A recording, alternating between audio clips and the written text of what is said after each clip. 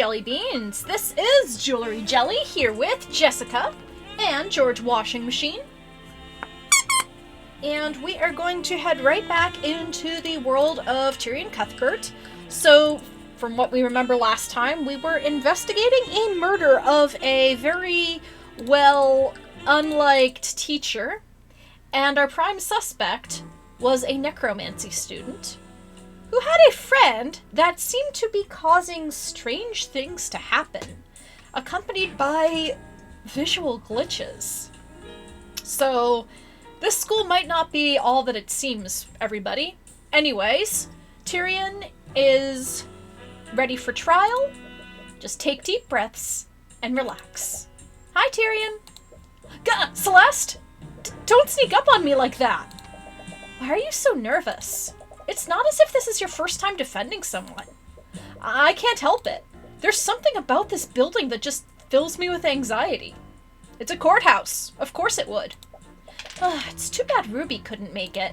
I'd say that you should calm down for Wallace's sake, but there are so many people here.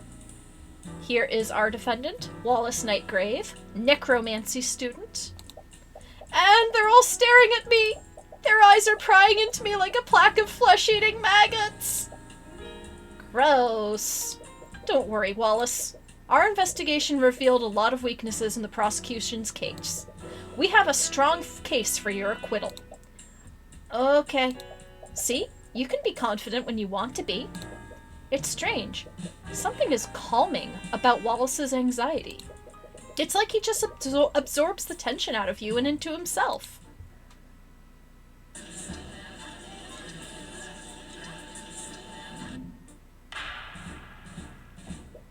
Court is now in session for the trial of Wallace Nightgrave. The prosecution is ready, Your Honor. The defense is also ready. Very well, let's begin the proceedings. Prosecutor Steelwind, could you please list the charges? The defendant is a student at the Wyvern Guard Imperial Academy. Mr. Nightgrave is charged with first-degree murder, negligent misuse of the arcane arts, and illegal practice of advanced necromancy. Necromancy? Do you mean to tell me that the defendant is a necromancer? I can't believe it! A necromancer in this day and age? How could the kingdom let this happen? Your Honor, I would like to remind the court that they should view my client objectively. Of course, but one can easily see it from the list of charges. Necromancy plays a large role in the charges. Indeed. The crime occurred within the academy this morning. Wow, that was fast. The victim is Catherine Bellwether, a professor at the school. Although there were no witnesses, traces of necromancy were detected on the body. Furthermore, the autopsy report shows that the body has no physical wounds. I see. Necromancy is the only type of magic that can harm an individual without physically wounding them. Additionally, the alchemist report shows no signs of poison or disease. Therefore, one can only conclude that a necromancer had committed the crime. Okay, I'm gonna call it right now. Professor Bellwether had been a big proponent of the arcane constructs. So I'm gonna call it right now. One of them, I don't know how or why, got loose and stabbed her. Wallace tried to save her, but he couldn't. As many of you know, necromancy is held under high scrutiny by the Crown. Aside from the defendant, no other students were permitted to learn advanced necrotic magic. As such, the defendant was the only mage in that building capable of committing the murder. I see. That is certainly compelling evidence. To properly present our case, the prosecution would like to call Commander Orem White to the stand. Commander White, please testify to the court about the Inquisition's findings. Yeah. It started when the City Watch got a call from the Imperial Academy. Someone was attacked and the whole building was put on lockdown. Attacked? We set up a perimeter around the area and waited for the lockdown system to deactivate.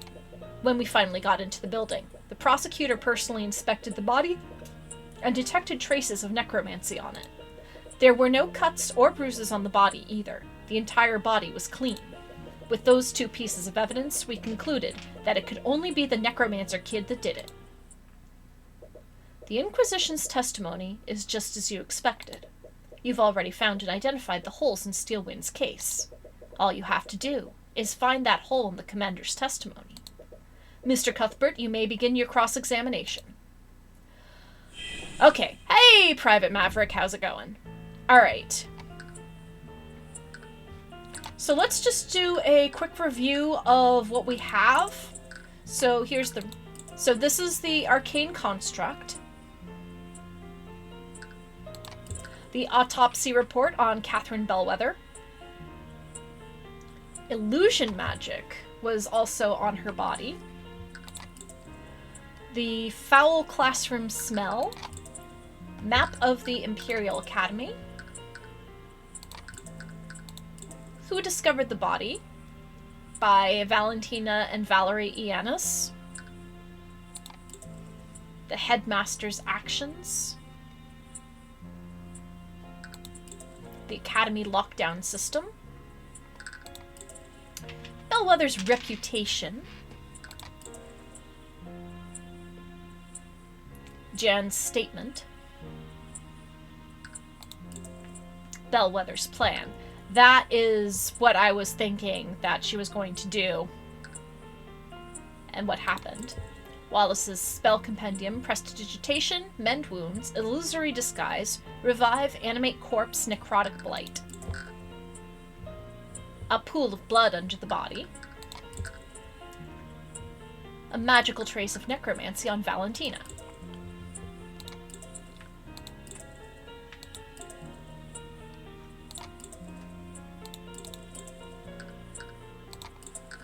Alright, I'm presenting the autopsy report because there's both necromancy and illusion magic. Objection! Or maybe not.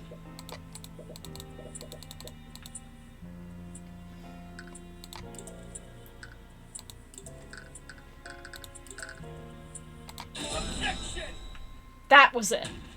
Commander White, it appears that you've neglected to mention one key detail of the crime scene. Yeah? And what's that? During your testimony, you said that the entire body was clean. I will admit that there weren't any wounds on the body. However, the body was certainly not clean. At the scene of the crime, there was a large pool of blood located where the body was. This blood came from the victim's body, and it was definitely not clean like the commander testified. I'm sorry, Mr. Cuthbert, but I fail to see the significance of this. I'd like to remind the court of the prosecution's case against my client. They are accusing him of murdering the victim using necrotic blight, a spell which would not have physically wounded the victim. So why was there any blood at all? Let's not get ahead of ourselves. The fact still stands. There were no wounds on the body, nor were there any reports of poison or disease on the autopsy. There are clearly magical elements in this case. But Catherine Bellwether was bleeding profusely at some point. How else would there be a bloodstain on the body? Do you have an explanation for that, Ms. Steelwind? No, I'll admit that the prosecution doesn't have an explanation for that. And while I do find the circumstances questionable, all other evidence clearly points to the defendant. Which spell would leave a trace of necromancy? If the victim wasn't killed with necromancy, why was there a trace of it on the body? I'm glad you asked. I'd like to present a spell that could have left a trace of necromancy on the body.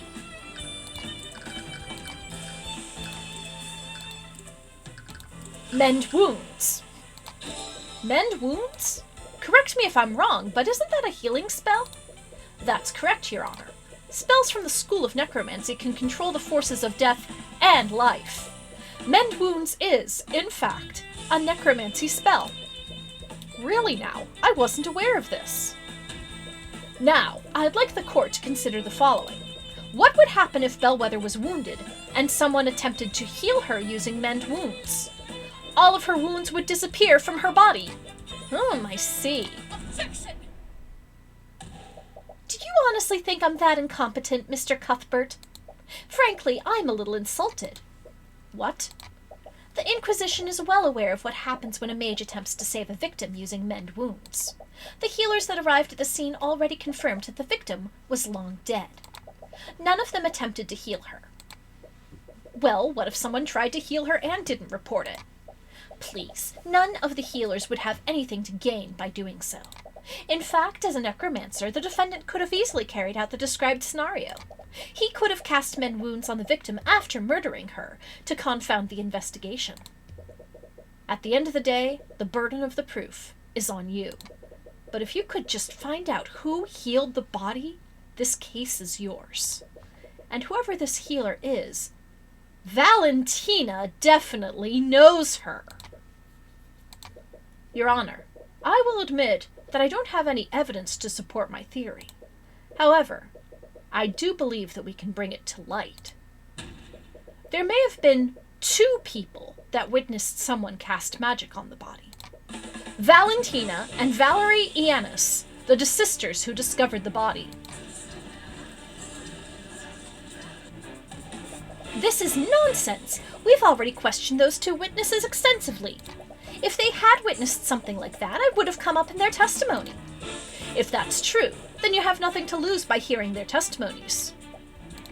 Very well, if you're so confident, let's hear the witness's testimony. It seems the prosecution has no objections. However, if this line of questioning leads nowhere, I will see no reason to further prolong this trial. Do you understand, Mr. Cuthbert? Of course, Your Honor. Oh crap, it's that guy from before. Is he the necromancer's lawyer? She just got on the stand and she's already stressed out. This could work in your favor.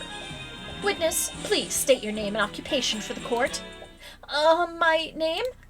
Witness, there's no need to be so nervous. We merely want to hear about what you saw on the day of the murder. Right, it's just that guy over there, You mean Mr. Cuthbert? Did this man harass you, witness? Wait a minute. Yeah! He, super harassed me! How shameful. I would expect a member of our justice system to behave more professionally. Oh, shut up! Anyway, please state your name and occupation for the court, Miss Iannis. Just calm down, he can't prove anything. My name is Valentina Iannis. I'm a member of the kitchen staff at the Wyvern Guard Imperial Academy. As I recall, you were one of the witnesses who discovered the body.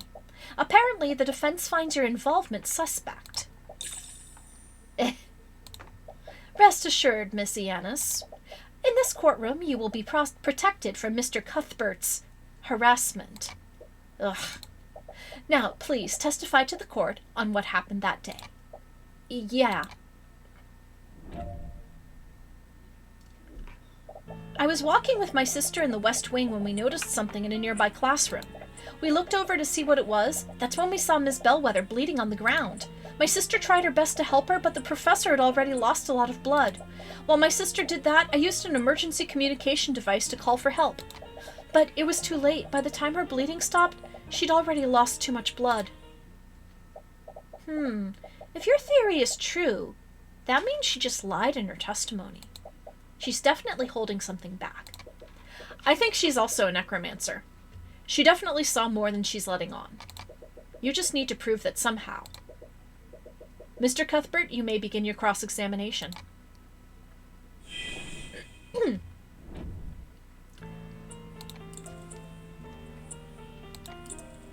Alright, so let's see. She was walking with her sister in the West Wing. Let's see.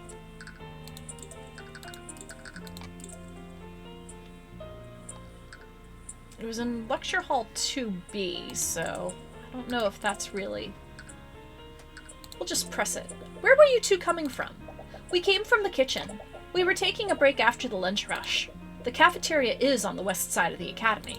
It's believable that they'd be on that side of the building. What did you see in the classroom, Miss Iannis? Did you notice anything else strange in the lecture hall? Well, there was that terrible smell. It was awful. I almost couldn't see because of how much I was tearing up. But other than that, I was mostly focused on the professor. It makes sense. It would be hard to notice anything else. She tried to help her? Miss Iannis, how exactly did your sister try to help Miss Bellwether? What? Ah! I slipped up! My sister used first aid to try to stop the bleeding. I see. Could you please add that detail to your testimony?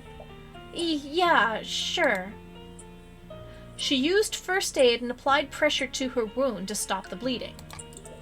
Your sister knows how to use a first aid kit? Yeah, it was covered in our training when we first started working. With all the nobles around, I guess the headmaster wanted to make sure we were prepared. Okay. So...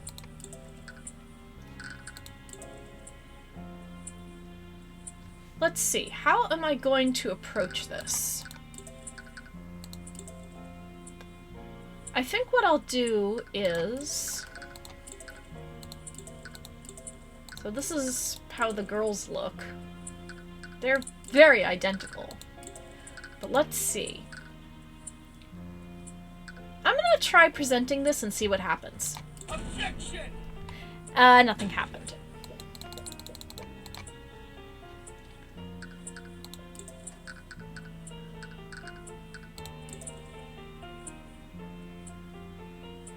I will present this instead, just because of the fact that there was no... yeah, there we go. Witness, what is the meaning of this? What? Why are you looking at me like that? Maybe I can elaborate, Ms. Ayanis. You weren't present in the gallery earlier, were you? No, I was waiting in the lobby. Lady Steelwind told me to wait there. Well, I suppose I should consider myself lucky. You see, Miss Ayanis, one key element of the case is that the body didn't have any wounds on it. Yeah? So, please explain to the court, Miss Ayanis. How did Valerie apply first aid when there shouldn't have been any wounds on the body? What? No, I screwed up. But I saw that wound on her. What happened? There's clearly something amiss here, but I'm afraid I don't fully understand the implications of this. Are you accusing the witness of committing perjury, Mr. Cuthbert? When someone lies, they stay as close to the truth as possible while changing minute details. In her thoughts, Valentina said that she was sure she saw a wound on Bellwether, and that she also mentioned that Valerie was the one who tried to save the professor. If she didn't try to save Bellwether with first aid, could she have used magic instead? Her sister could be the mage that you're looking for. The witness was lying, Your Honor, but not about everything. Valerie Ayanis did try to save the victim's life by addressing her wounds, but she didn't use first aid. She used magic. No, he found us out? Objection! I'm sorry, Mr. Cuthbert, but your theory is completely flawed.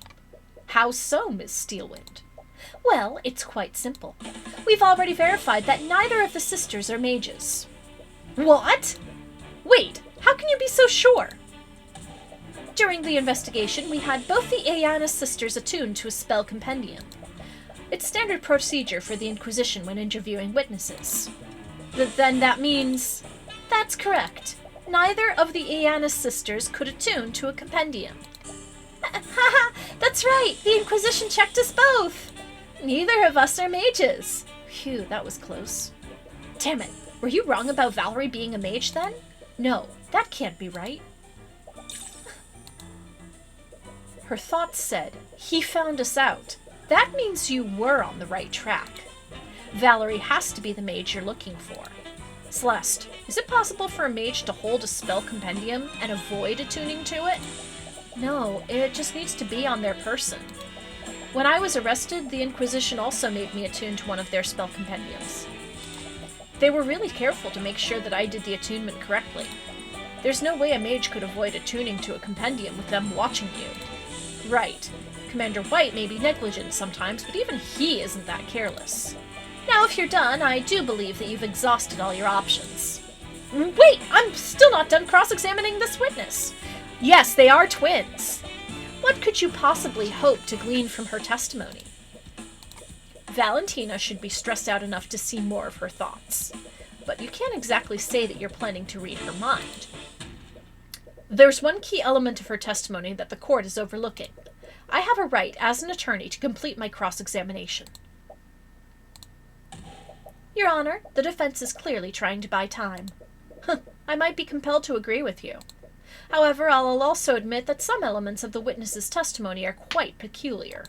I will allow the defense to perform one more cross-examination. That was close. But know that this is your last chance, Mr. Cuthbert.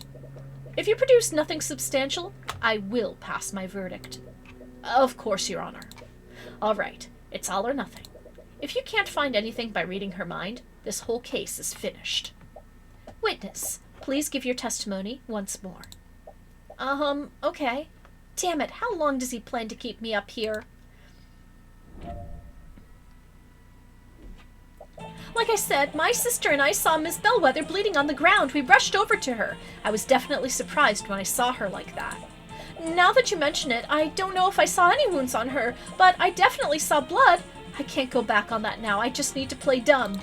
My sister tried to save her, but she didn't use any magic.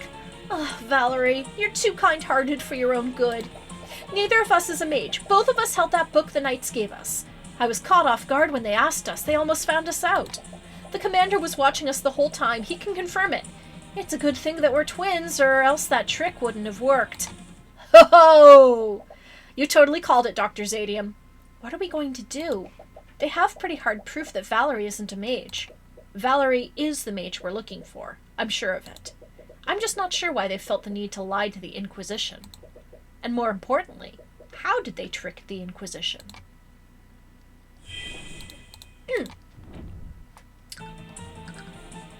Okay.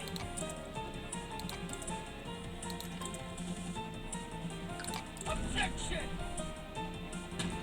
Your Honor.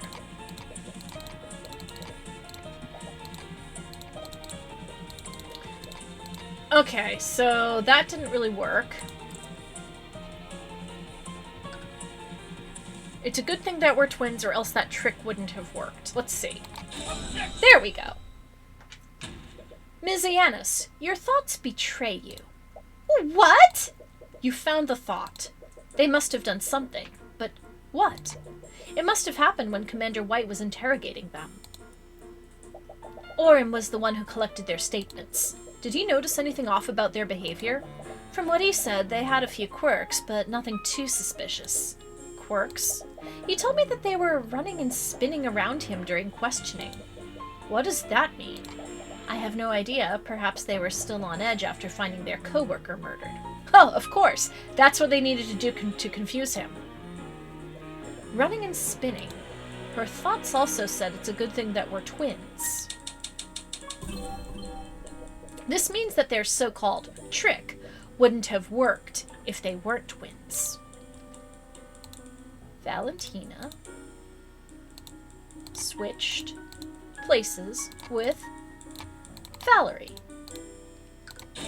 Of course, they switched places. Valentina attuned to the first spell compendium, then she pretended to be Valerie to attune to the second one. Commander White couldn't tell the difference between them. Ms. Iannis, there's something I want to confirm. During the investigation, both you and Valerie attuned to a spell compendium. Am I correct? Yeah, that knight watched us do it. And how did he have you do this? Did you both attune to those compendiums at the same time? Or did you attune one after another? Oh, what? No way! Does he know what we did? I fail to see how that makes any difference, Mr. Cuthbert. Yes, I agree. The spell compendiums would work regardless of what order they went in. You may not be aware of this, Your Honor, but Valentina and Valerie Iannis are identical twins, which means that their physical appearances are nearly identical to each other. If Commander White didn't have them attune at the same time, what would stop the twins from switching places with each other? This is clearly nothing but baseless conjecture. Orym wouldn't fail at such a basic task. Really, Prosecutor Steelwind, do you find it hard to believe that Commander White would fail at a task like this? Wait a minute, this is crazy! We didn't trick the Inquisition! My sister and I are not mages!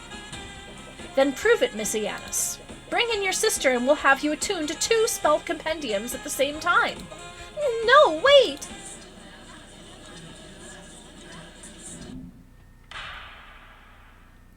Order in the court! It's clear that we won't get anywhere unless we test the defense's theory. Bailiff, escort Valerie Iannis to the stand, and bring 2 unattuned spell compendiums. They've both had their hands on those compendiums for the last 10 minutes. There's no way they can fake it in front of this many people. All right, it's the moment of truth. You can only hope that your theory is correct. No! Did he seriously? What is it, Professor Steelwind? What do you see? Uh-oh. She's pissed. What I see is Commander White seeking new employment in the near future. It appears that the defense was correct. Valentina Iannis isn't a mage, but Valerie Iannis is. What's more, Valerie Iannis's compendium contains the Mend Wounds spell, which makes the defense's theory entirely plausible. Please, just allow me to explain. We should allow you to explain what exactly. You're an unregistered mage, and you and your sister have made fools out of all of us with your perjury. How would you know what it's like, Lady Steelwind? What? Did you think we didn't notice your name? You're not like us. You don't have to hide. Whatever. This whole situation has gotten out of hand. I didn't think hiding it would cause so much trouble. And I won't let someone go to prison because of me, even if he is a necromancer. Please, let me testify about what I saw. I'll tell you what really happened that day. Very well. But understand that there will be repercussions for your actions, witness. Yes, I know.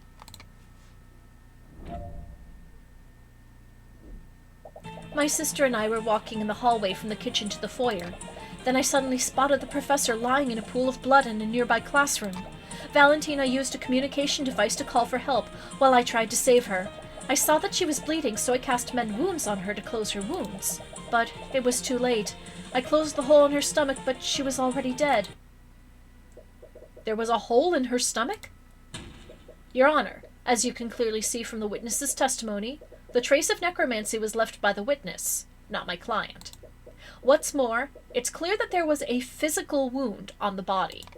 I see. Well, his words trail off. He clearly doesn't want to pass a verdict when there's no clear culprit. But he has no choice. The case against Wallace is predicated on Bellwether being killed by necromancy. With Valerie's testimony, the prosecution doesn't have a shred of evidence implicating him. Very well. The court sees no reason to prolong this trial. With these new developments, the court has no choice but to find Wallace Nightgrave not— Objection! What? I believe the court is ignoring one key detail of the witness's testimony. And what would that be, Ms. Steelwind? Let's re-examine the witness's testimony. Valentina used a communication device to call for help while I tried to save her. I saw that she was bleeding, so I cast Mend Wounds on her to close her wounds. But it was too late. I closed the hole in her stomach, but she was already dead. The communication device that Valentina Iannis used logs the time of day during each use. From this log, we know that Valentina used this device at 3:04 p.m. This was an hour after the time of death. Where are you going with this? Mr. Cuthbert, there was a witness who saw the victim before the body was found. Jan Hughes. He, along with another witness, spotted Bellwether walking in the hallways before the body was found. I was cleaning the halls. Bellwether knocked over a vase. There were shards and dirt everywhere. It was probably 20 to 30 minutes before the twins found the body. 20 to 30 minutes before the body was found. Do you see the discrepancy, Mr. Cuthbert? Wait, that can't be right. Bellwether died more than an hour before the body was found. So how did Jan see her half an hour after her death? I wonder, Mr. Cuthbert. How could one make a dead body move and walk around? No. You can't mean... There was more than one piece of evidence that pointed to a necromancer committing the crime. The defendant murdered the victim and used necromancy to animate her corpse. An undead created within the Imperial Academy? How reprehensible! That's ridiculous! She had a hole in her stomach when the twins found her! Jan Hughes would have noted that! Animate corpse stops the flow of blood, so she wouldn't have tracked blood anywhere. The defendant is also proficient with illusion magic. He could have easily used an illusion spell to hide the undead Bellwether's wounds. But another party could have easily used illusion magic to disguise themselves as the victim. If that were true, how did they move the body to the classroom? Ms. Steelwind, if your theory is true, it would mean that the murder occurred elsewhere. Would the Inquisition happen to know where? Regrettably, we do not. Then the prosecution's case against my client is still faulty. You can't convict my client without more evidence? I agree with Mr. Cuthbert. With these new developments, the court sees it fit to suspend the trial for the time being. We will give law enforcement time to investigate these unknowns. Court proceedings for this case will resume tomorrow morning. Court is adjourned.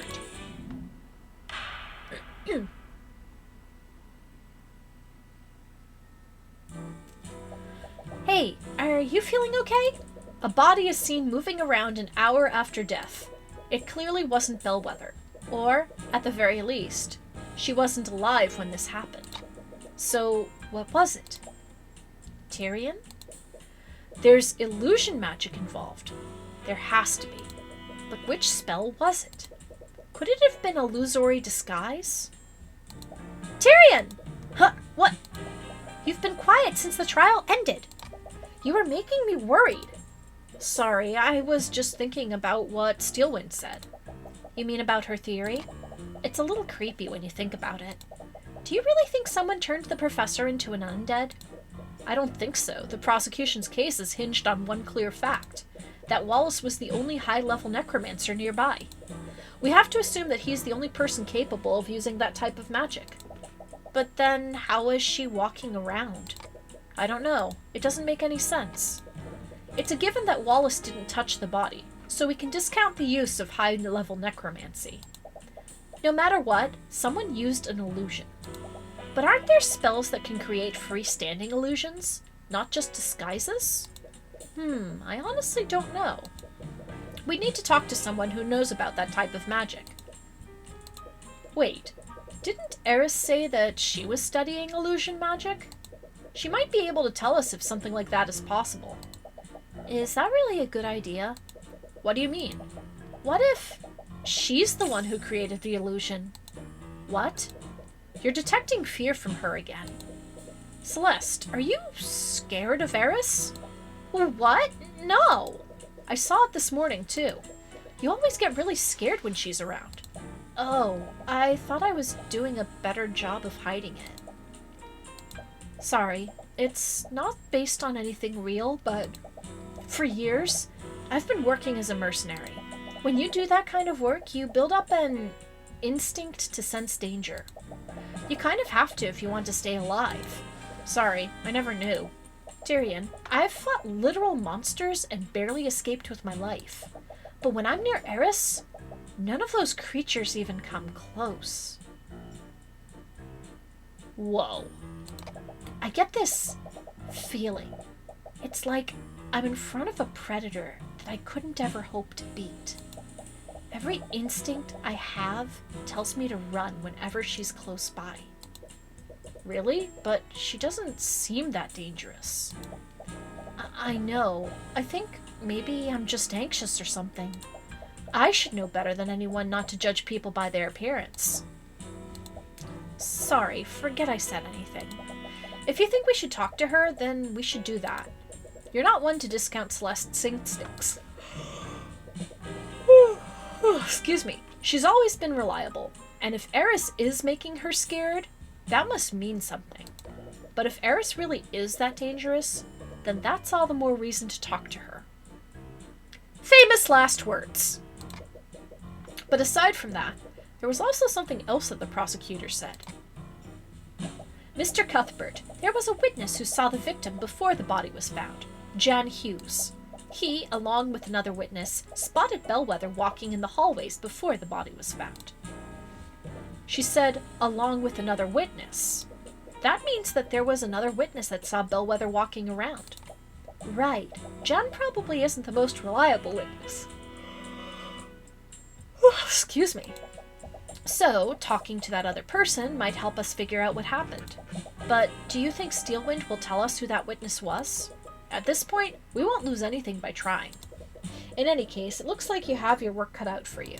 So, where should you start first? Alright, we are going to save.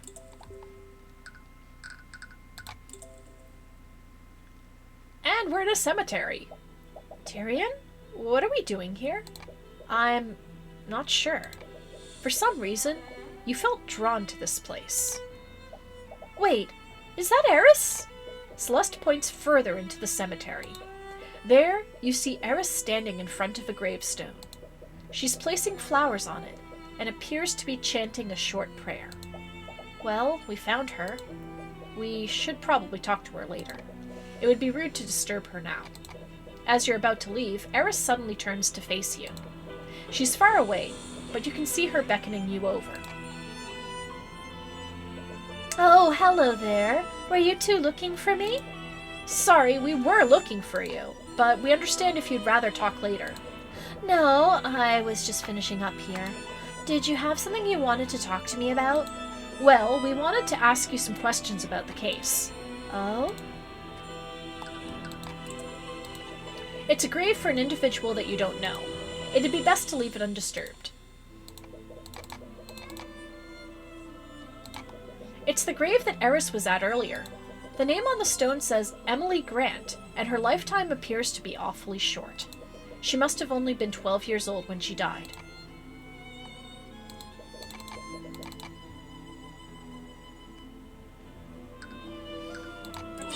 Arcane. Okay, doesn't look like there was any magic. That was my first time watching a court trial.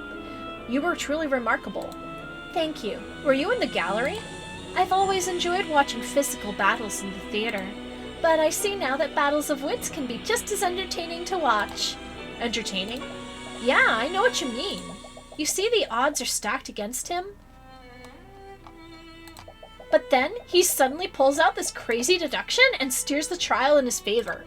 I've never really thought of it like that. But I'm sure it's far more entertaining to be the one making the deductions. I'm not really sure what you mean.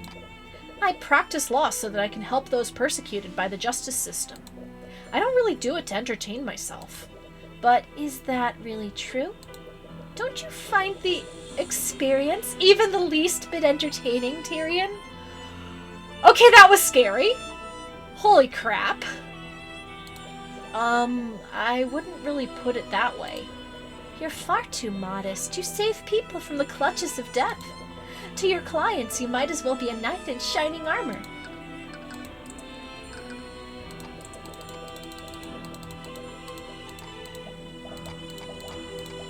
Let's see that again, shall we?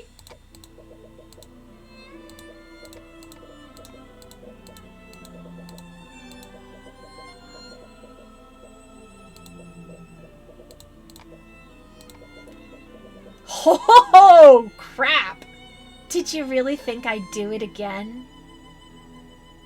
Oh my god, she's self-aware! What? Never you mind. Earlier, you said that you were studying illusion magic.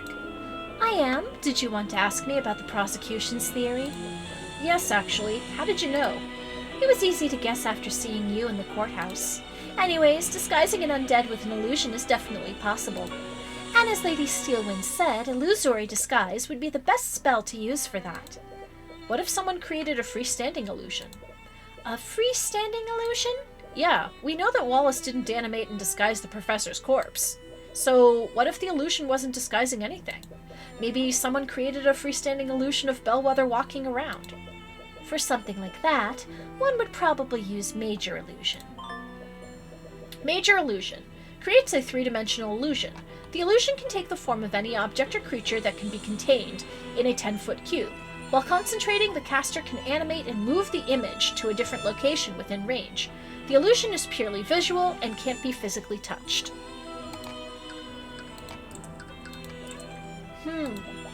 What is it?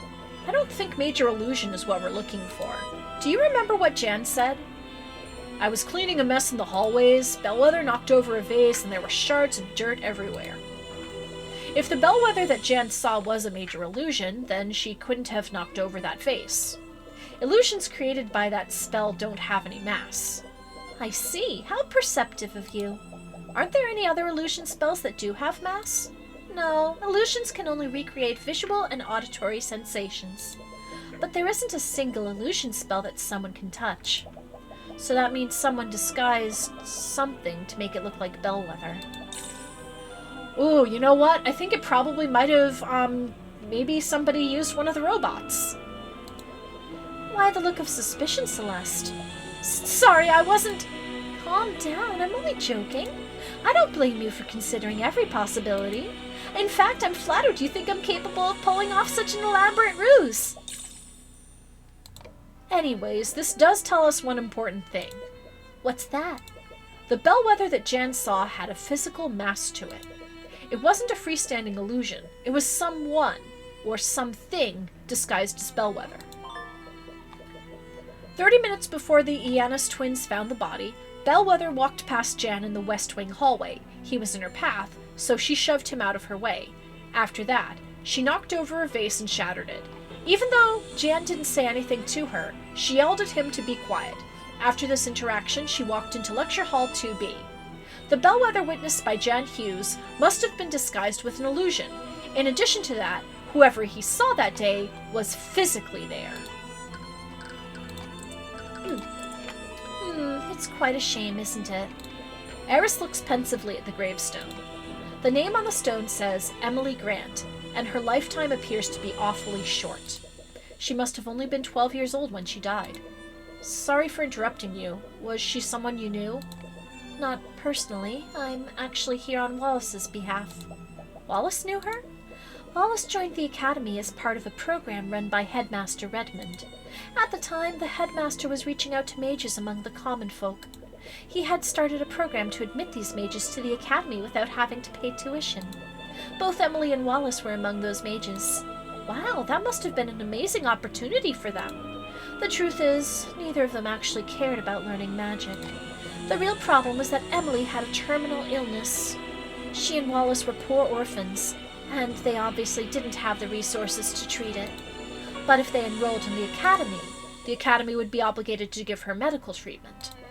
The Imperial Academy teaches the best mages in the kingdom. They thought that curing her illness would be an easy task for the Academy's healers. But they were mistaken, I'm afraid. I'm sure you know this by now, but healing spells can only treat wounds. They can't cure illnesses. Emily's condition only got worse over the years, and eventually, she succumbed to her illness. Wallace was furious. He didn't understand why the kingdom was outlawing magic that could save lives.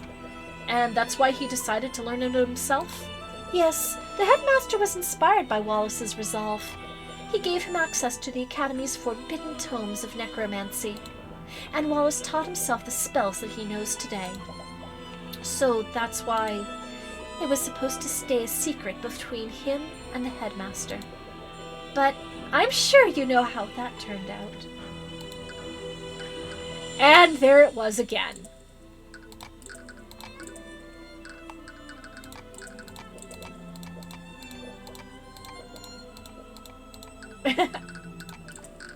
Let me see if that happens again.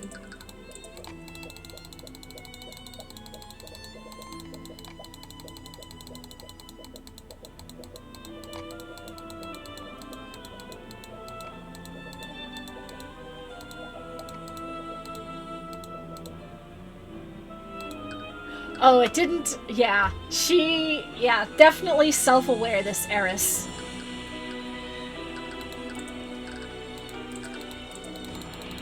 Okay, so it looks like...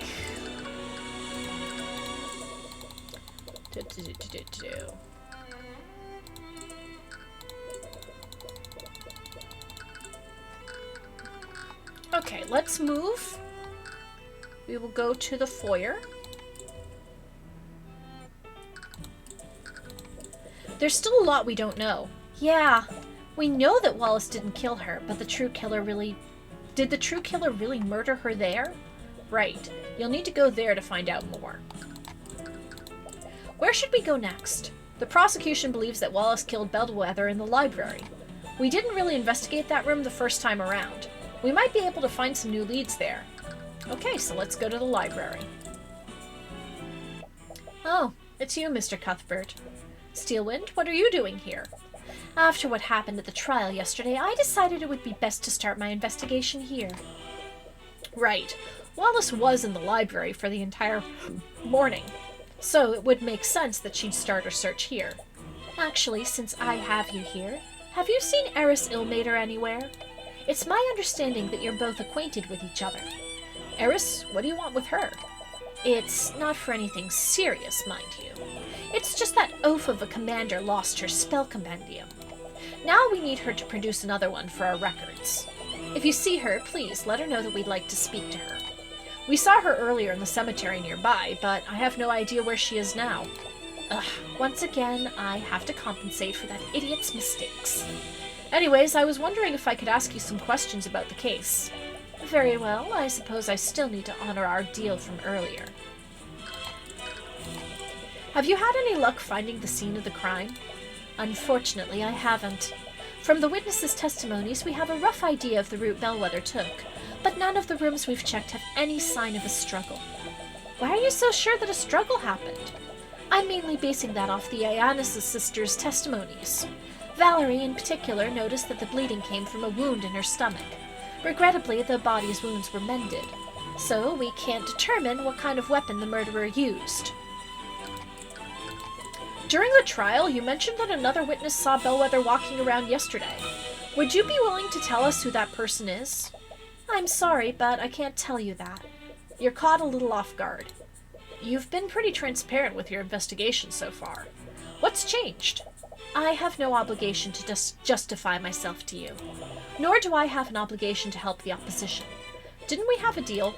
Hiding information doesn't exactly seem fair to us. I believe I've given you plenty of information already. So regardless of what I said before, the answer is still no. Her family is dangerous. The Eye of Horus catches a stray thought from her. Her family is dangerous? What does that mean? Is there something about this witness's family that you're worried about? No, this could be a feint. I'm sorry, but you'll have to try harder than that if you want to bluff me. She referred to the witness as her. Furthermore, she said that her family is dangerous. Why would she go to such lengths to hide the witness's identity? In any case, it looks like she's not willing to share more at the moment. Maybe you should try looking somewhere else. Oh, we haven't been to the locker room yet. You spent some time wandering through the academy when you overhear a conversation from a nearby room. From what I understand, Ms. Steelwind has already moved the investigation elsewhere. How long must I wait before I can retrieve my things? Sorry, old-timer. Orders are orders.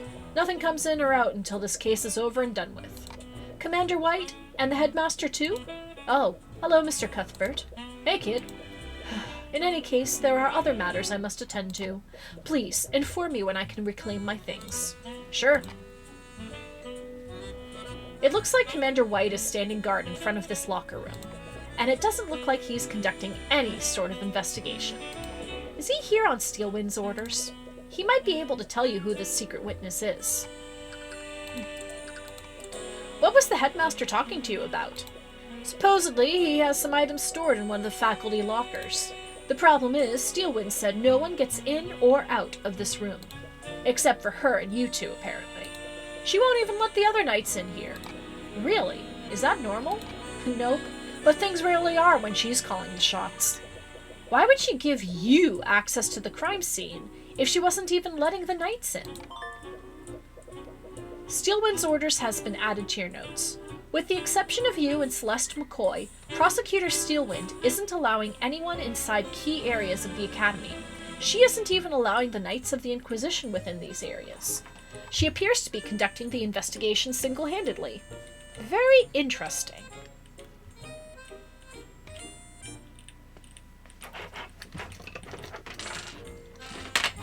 Gotta refresh my lip balm.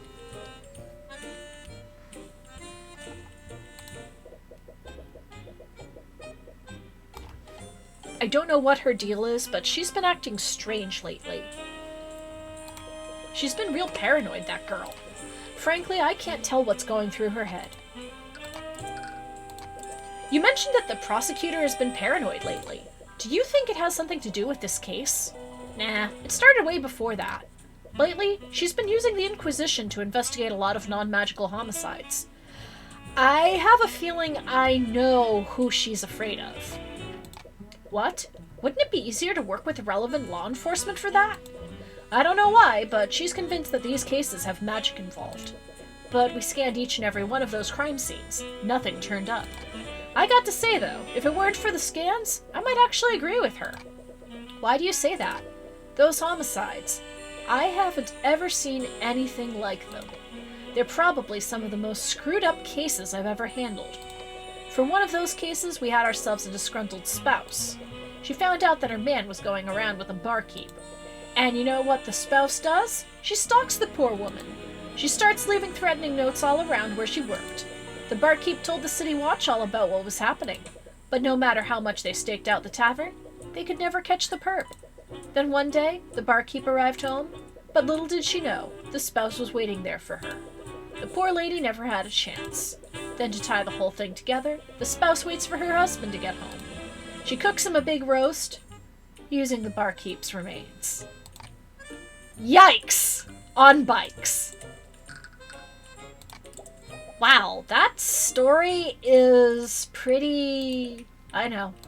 Steelwind thinks someone's developed a new type of magic that can control people's minds. Oh, snap. And these homicides were some kind of sick test run. Magic that can control people's minds?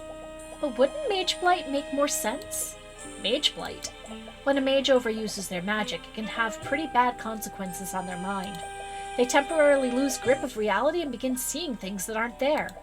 When a mage becomes like that, it almost never ends well. They enter a frenzy and begin firing spells randomly, which only makes it worse. I've seen my fair share of Mage Blight cases, and this isn't like that. Not all of the perps were mages, and the ones that were didn't even use their magic. One thing was that each of the perps almost seemed to wake up after we arrested them. All of them said things like, "It wasn't me," or "I didn't have a choice." They didn't have a choice? What could that mean? I doubt it means anything. Sometimes people can't face the things they've done. It's easier to say that you had no control than to take responsibility. You wonder if you can mislead the commander into revealing who the secret witness is.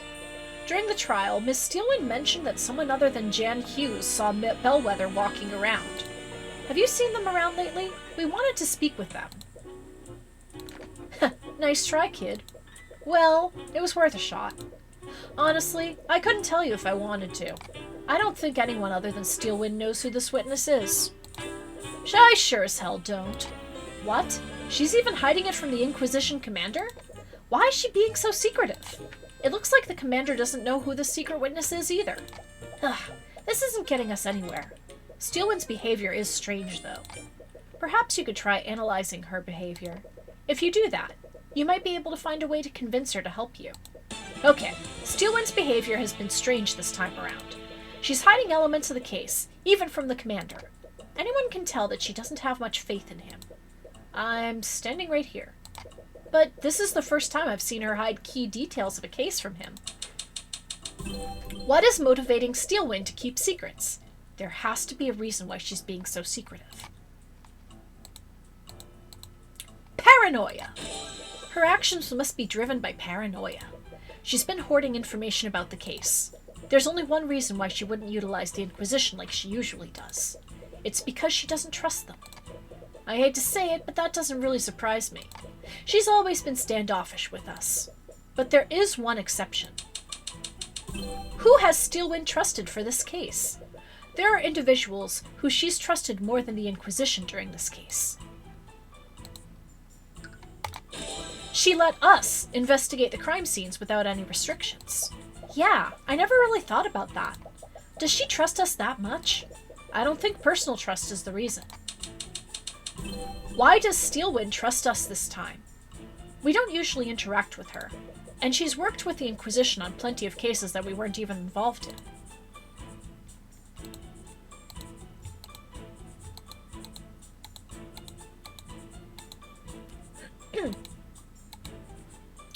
Let's see. Tyrion isn't a member of the Inquisition. No, there's a key difference between us and the Inquisition. We don't answer to anyone, and we aren't subject to corruption. So why would that make Steelwind trust us this time around?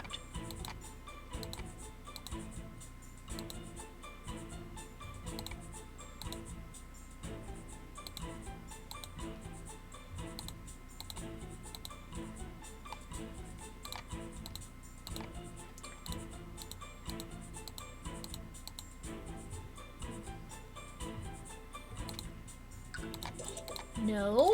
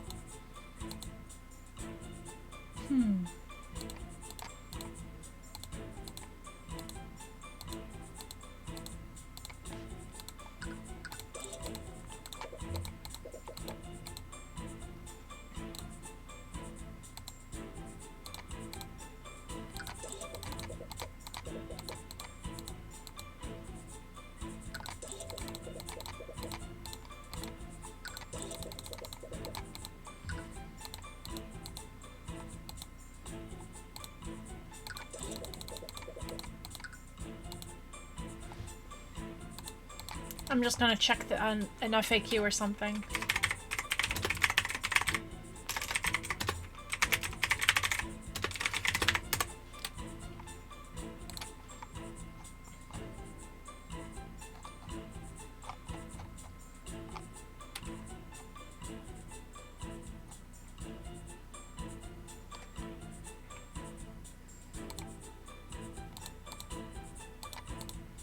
There we go. Steelwind doesn't know much about us, but she does know that we aren't prone to noble corruption. Right, you indicted you indicted a noble during the last case. Meanwhile, the Inquisition usually bends to the nobility's whims. Well, I can't argue with you there. What can you infer about the secret witness? Using my insight, I could tell that she's worried about the witness's family. And if she's worried about corruption from the nobility, that can only mean one thing. The witness is a noble. The witness has to belong to a noble family. That's why she's so wary of interference. But we're obviously not going to do anything corrupt. Why is she hiding the witness's identity from us? You recall seeing a thought through the eye. So regardless of what I said before, the answer is still no. Her family is dangerous. I think she's worried about our safety. Yeah, I guess harassing a noble could put you in danger. But I'm the protege of the infamous Ruby Timora. Yeah, it's not as if we aren't already on the nobility's bad side. I'm sure the Pierce family still has it out for us. This can only mean that the family we're dealing with is even more powerful than House Pierce. If the prosecutor is wary of them, they could even be as powerful as the Steelwinds. Wait! Don't tell me you think we're dealing with one of the Four Pillars? Four Pillars? It's a name people use for the top 4 noble houses. These families stand at the top of the kingdom's aristocracy. If I recall correctly, the 4 pillars are House Freyga, House von Sanctus, House Sybil, and House Steelwind.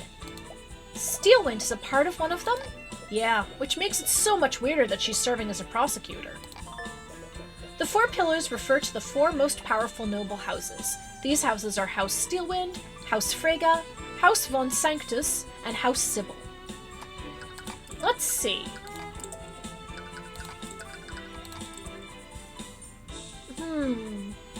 doesn't look like Eris is a member of a noble house, but she could always be using an assumed name. What is it? Steelwind's weird behavior all started after she investigated this room. We were at the crime scene and she left to follow a lead, but an hour later she came back to the lecture hall and booted everyone out. Her behavior changed after investigating this room? That means that she found something here, and that something must point to a family from the Four Pillars. The commander looks a bit anxious. You know, Steelwind's orders say I can't snoop around here. But you two, on the other hand, don't worry, just leave it to us. I have some school records that say which locker belongs to which student. You can use it to tell whose locker you're looking at. Oh, there's an arcane construct in the back here. It's probably here to aid the students. Anyways, I don't think it's relevant to our investigation. But perhaps you should make a small note of it anyways. There appears to be an inactive arcane construct in the Academy locker room. You use the legend that the commander gave you. You look carefully across the list and find some notable student names.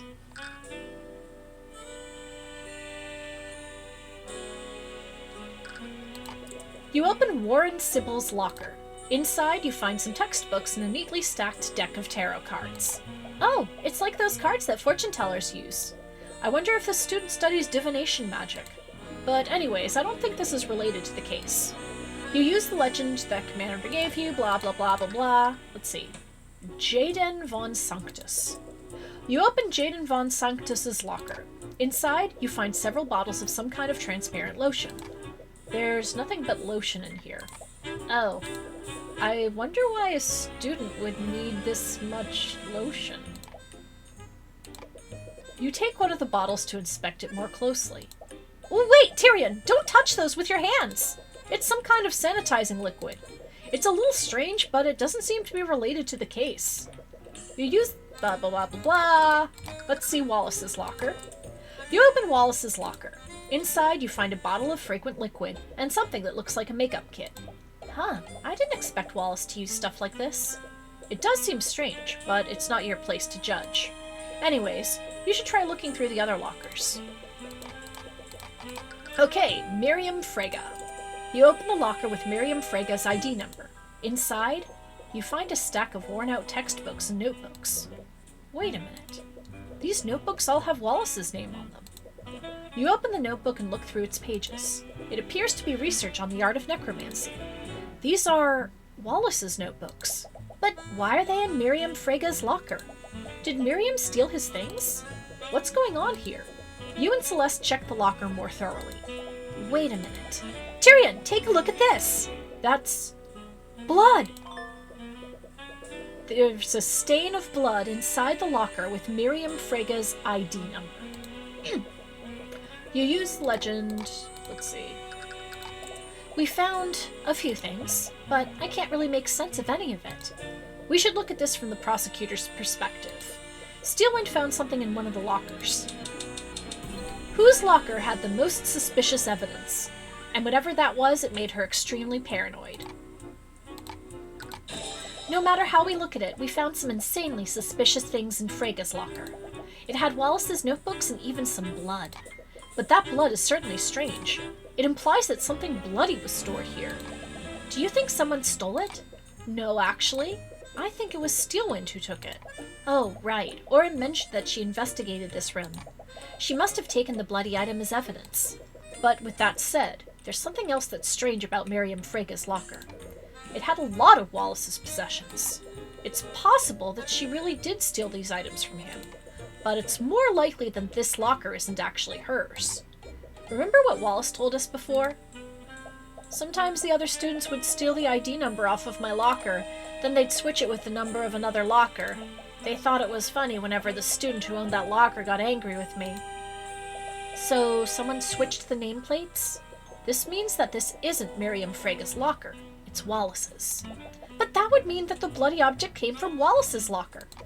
It appears so. Evidence in the locker has been updated in your notes. There's a stain of blood inside the locker with Miriam Frege's ID number. This locker also actually belongs to Wallace Nightgrave. Someone must have switched the ID numbers with Miriam's locker. But if that's true, why didn't Steelwind present the bloody item during the trial? I proved that Bellwether was wounded before Valerie healed her. Wouldn't that have been the perfect time to present what she found? It was a bloody item found in the defendant's locker, after all. She could have easily proved that the nameplates were switched too. Right. That is weird. There's something more to this that you aren't seeing. But what? I think we'll just have to ask Steelwind ourselves. Alright, we're gonna go back to the library and talk to Steelwind. Oh, you're back. We've uncovered a few things during our investigation. Ms. Steelwind, are you acquainted with a student named Miriam Frege? I underestimated him. I said it before, Mr. Cuthbert, I won't fall for such an obvious bluff. It's not a bluff, Ms. Steelwind, and I'll prove it using the evidence we've gathered. Arya Steelwind's psychological profile is complete. Steelwind is paranoid, and for whatever reason, it's due to the involvement of Miriam Frege. If you could convince her to reveal why she's being so secretive, she might give you more information. Okay, argument time! You've been behaving strangely, Steelwind. Even the Knights of the Inquisition have noticed. Please, just tell me, why are you being so paranoid? I'm not sure what you're trying to imply, Mr. Cuthbert. Steelwind is extremely logical and won't accept arguments that aren't supported by evidence. However, she has become secretive lately, and her actions seem to stem from paranoia. She's uneasy about case elements that relate to Miriam Frege, and she's very inclined to hide Frege's involvement from the court at all costs. Well, okay, so...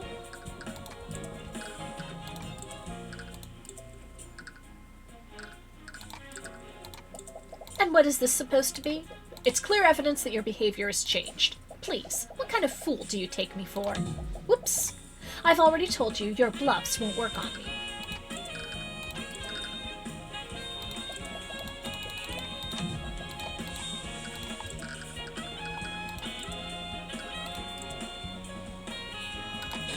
You've ordered the Knights to stay away from the crime scene, and you've even taken it upon yourself to conduct the investigation yourself. That is not normal behavior for a prosecutor. I took those actions because the Inquisition is incompetent. How could I possibly trust them with anything? The Knights are incompetent, but even you can see the value of delegation.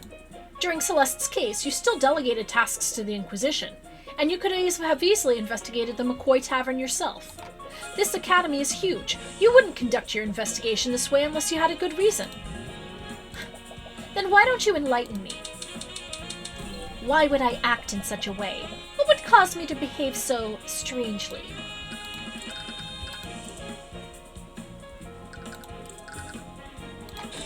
You know that the Inquisition is corrupt and will bend to the nobility. So, what would happen if a powerful noble were publicly involved in this case?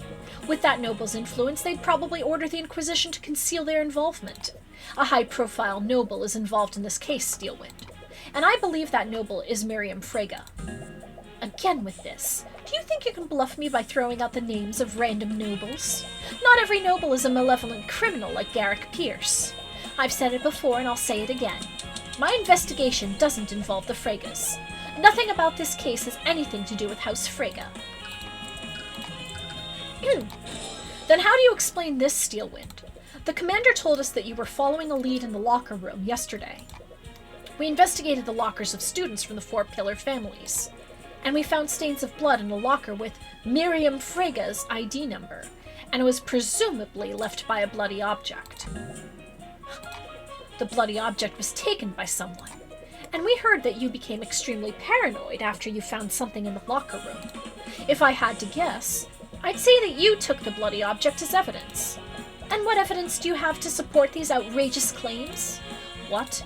The only thing you have is evidence of a blood stain. There is a myriad of explanations for that. Everything else you mentioned is pure speculation. You can't prove that piece of evidence exists. I could have found any number of things in that room, or possibly nothing at all.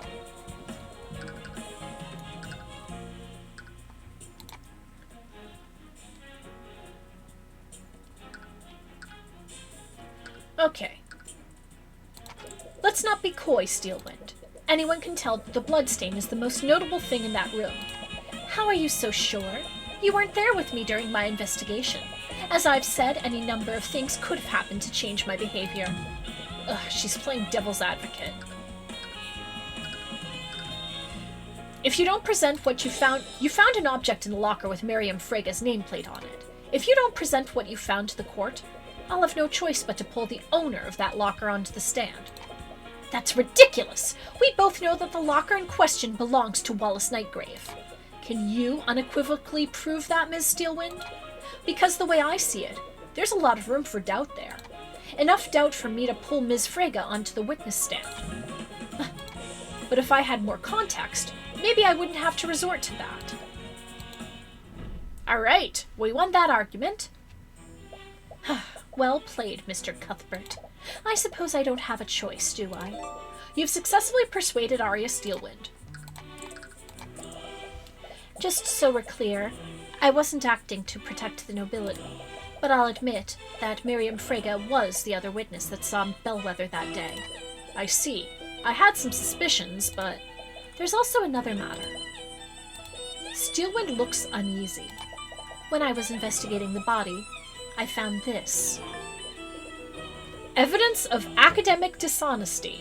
A tightly packed folder containing several documents. The documents contain evidence detailing multiple instances of plagiarism, fraud, bribery of school officials, and various other offenses committed by Miriam Frega. What the? It looks like Miriam's been cheating at school. But why would Bellwether have something like this? From the way it's arranged, I think it might have been blackmail. Miriam Frega is considered a prodigy in the practice of conjuration magic. She's won a litany of awards, and she will most definitely graduate with honors. If these files were to reach the public, it would absolutely ruin her reputation. Do you think that the professor is trying to threaten her? It appears so. When I discovered this, several elements of the case were still unknown. I decided to look through her belongings, and I mistakenly looked through the locker with her ID. I found this in that locker. A bloody rapier. A rapier covered in blood. It was found in Wallace Nightgrave's locker. Apparently, it's a valuable family heirloom to House Frega. It was reported stolen by Miriam Frega weeks before the murder. It's very likely that this is the murder weapon. This rapier is a valuable family heirloom for House Frega. And a few weeks ago, Miriam reported that the rapier was stolen from her room. And then it was found in Wallace's locker? Not that I'm complaining, but why didn't you present this in court? To be honest, I'd like to avoid involving House Frega by any means necessary. I knew it! You're just protecting her, aren't you? Ms. McCoy, do you recall how Wyvern Guard's justice system works? To acquit a defendant, you need to unequivocally prove that they didn't commit the crime. To do that, they either need a solid alibi, or we need to prove that someone else committed the crime. What do you suppose will happen if you bring Miriam Frega onto the stand? House Frega won't allow one of its members to be indicted in a court of law. They'll plant and forge evidence to implicate your defendant, and they'll use the Inquisition to do so. So that's why you've been keeping them away from the investigation. Can't you do anything? The Steelwinds are powerful too, aren't they? I don't have the support of my house. Right now, I'm just a prosecutor, nothing more. Steelwind, you know that this isn't fair for us. Just do nothing and let us win. Celeste, if we can't go after Miriam, then you can at least help us save Wallace. I'm not going to do that. Why? What if Miriam Frega is the real killer? Her sword is the murder weapon, and Bellwether was trying to blackmail her. I seem to recall another case where an innocent person's sword was used to frame them. As a prosecutor, it is not my place to decide who's guilty and who's not. I won't engage in corruption, even if it's to counter corruption from another noble house. I'm sorry. Do you know where Miriam is right now? Didn't you hear what I just said? You can't let her think that there's even the slightest possibility you'll indict her. She'll bring the entire wrath of House Frega down on you. Regardless, I can't do anything for Wallace unless I know everything that happened. Frege has the last piece. I need to put everything together. Well, I suppose I don't have much of a choice, do I? Her dormitory is room 107. I imagine that she'll be there considering that classes are suspended. Thank you, Steelwind. If I don't tell you, I'm sure you'll probably just find out using some other means. But please, Mr. Cuthbert, be careful. Okay, so it looks like we're going to dorm room 107. You follow Miss Steelwind's directions and find Miriam Frege's dorm room. The door leading inside seems a lot more ornately decorated than the other dorms. You go to knock on the door, but you don't realize that it's only partially closed. As your fist comes into contact with the wood, you accidentally push the door wide open. Ah! Excuse me? How dare you barge into my room? These insects have no respect. Sorry, I meant to knock, but... Construct! Remove these hoodlums from my room! Acknowledged. From the corner of the room, an arcane construct stands up and starts making its way towards you. Before you can protest, it raises its fist to hit you. You only have enough time to raise your arms and brace yourself for the impact. You close your eyes and wait for the blow, but instead, you hear the clang of steel against steel. Confused, you open your eyes and see Celeste standing between you and the construct. Her sword is drawn, and she's using it to block the construct's fist. Upon taking a closer look at Celeste, the student stares curiously at her. Construct, stand down. Acknowledged. I'm terribly sorry for that. I wasn't aware that this was your servant. Celeste looks angry but puts away her sword without a word. I haven't noticed you around campus. Are you a new student? If she has a personal attendant, she must be important. What? You see an opportunity. Yes, my master just enrolled here recently. What? Celeste gives you a puzzled look, but you make a silent gesture back. After a moment, she seems to realize what you're doing. Yes, I just started here. I take it you're Miriam Frege? Yes, I'm honored that you recognize me. It is a pleasure to make your acquaintance, Ms. I'm Celeste. She catches herself and pauses for an awkward moment. Steelwind! I'm Celeste Steelwind. You can't believe her. There's no way she's going to believe. Steelwind? It's a pleasure to meet another member of such an esteemed house.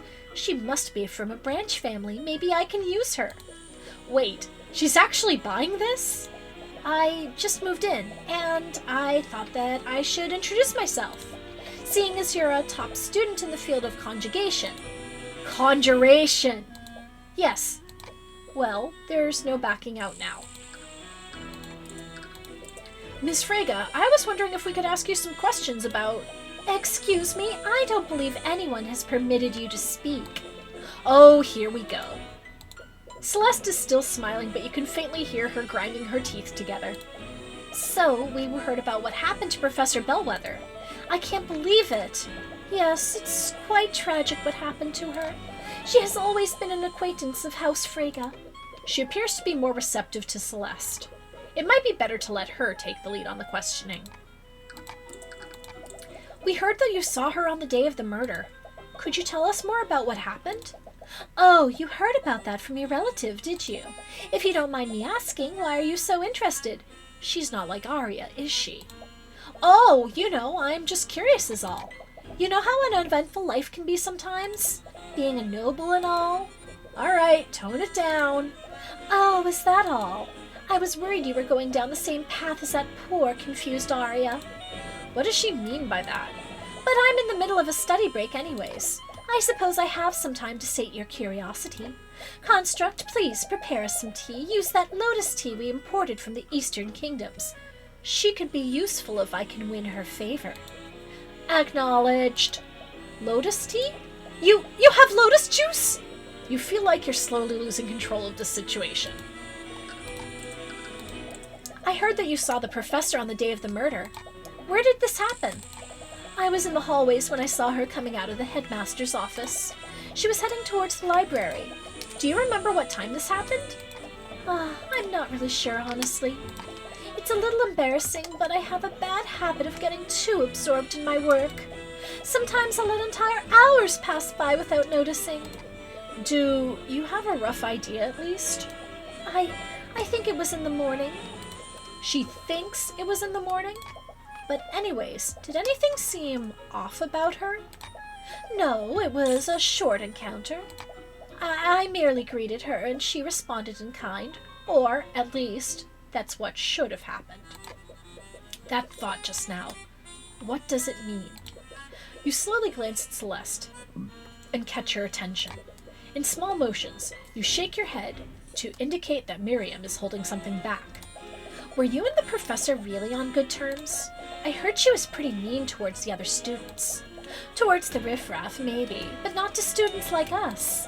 She was a great ally to House Frege, or at least, she used to be. That's why we were planning on appointing her as the new headmaster. Wait, what did you just say?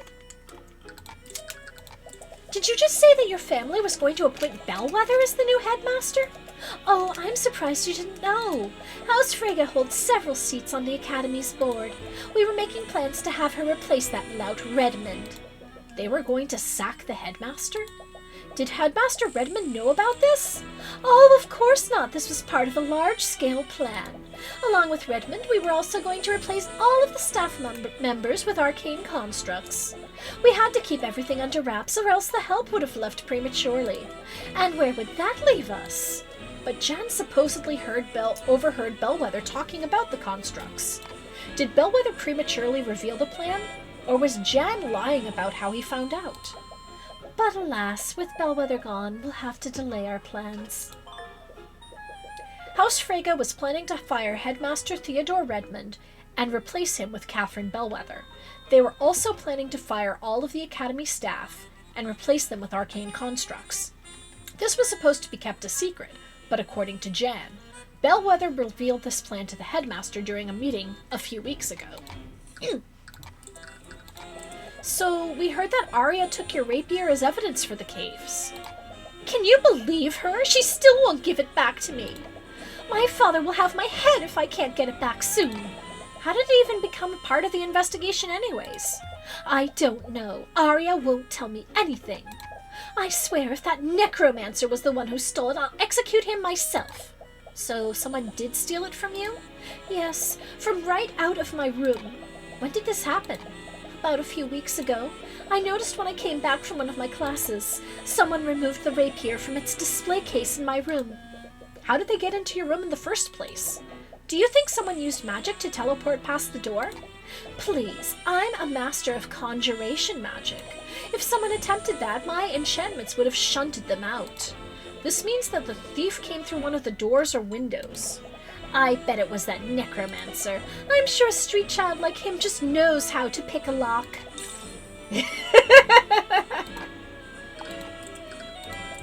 I've heard that you're one of the Academy's top students. Your grades must be amazing. Of course, as an inheritor of House Frege, my grades are impeccable. It feels good to have my greatness recognized. That's strange. You don't see anything contradictory through the eye this time. You make a gesture towards Celeste to continue pressing her. Oh, what kind of magic do you study here? You must be joking. I study magic for the School of Conjuration, just like most members of my house. The School of Conjuration. That's the type of magic that specializes in spatial manipulation and teleportation, right? Yes, I consider myself quite the expert in that field. Why, the Crown Prince himself has asked for my assistance in a research study.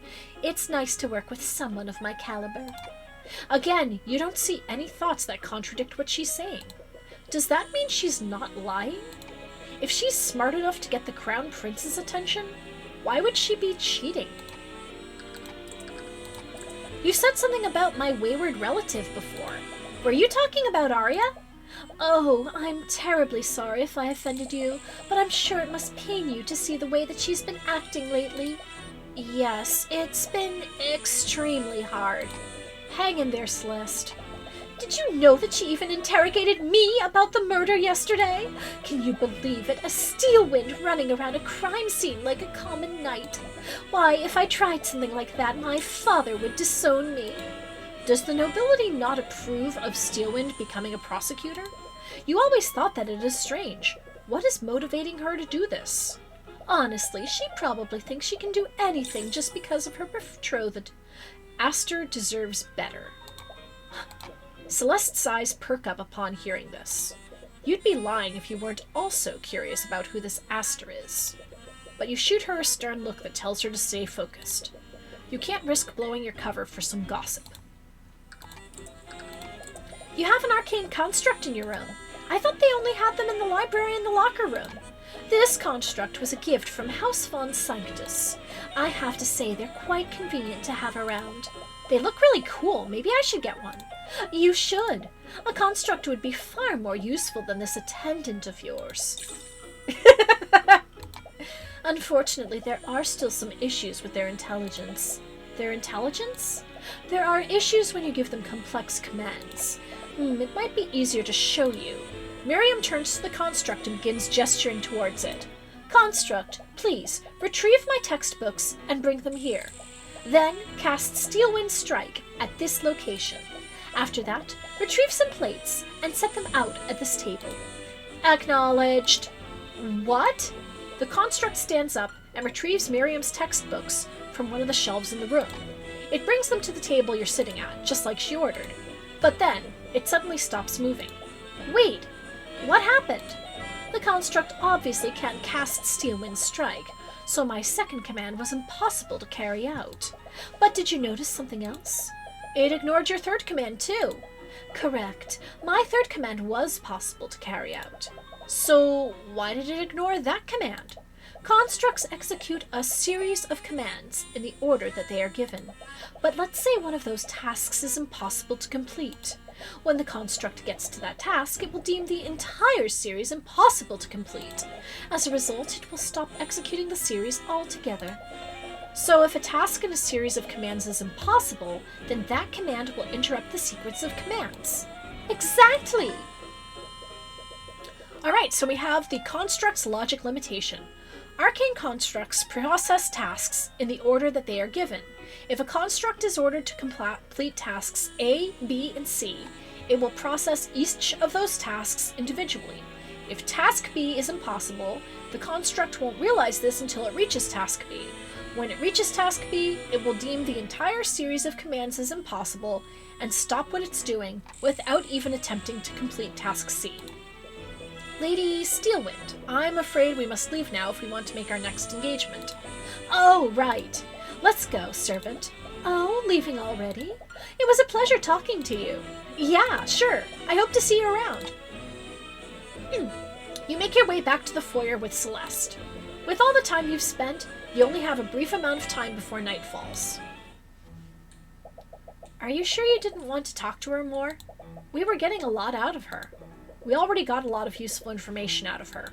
The more time we spend with her, the more likely she is to see through our ruse. Right. So, why Steelwind? I don't know, I panicked! Arya is like the only noble I know. What about Pierce? I'm not using that creep's name. Well, hopefully Steelwind doesn't mind us borrowing her name. And we got her statement on what she saw that day. And there's also what she said about her rapier. I bet she was lying when she said it was stolen. She was probably trying to establish an alibi. I'm not so sure. Why do you say that?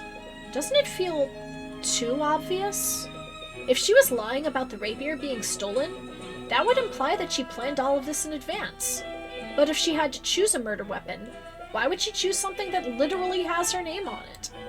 I'd understand if the murder was a spur-of-the-moment decision. She might have just used something nearby in this case. But if this was a premeditated murder committed by Miriam, that rapier would be the last weapon she would choose. Right.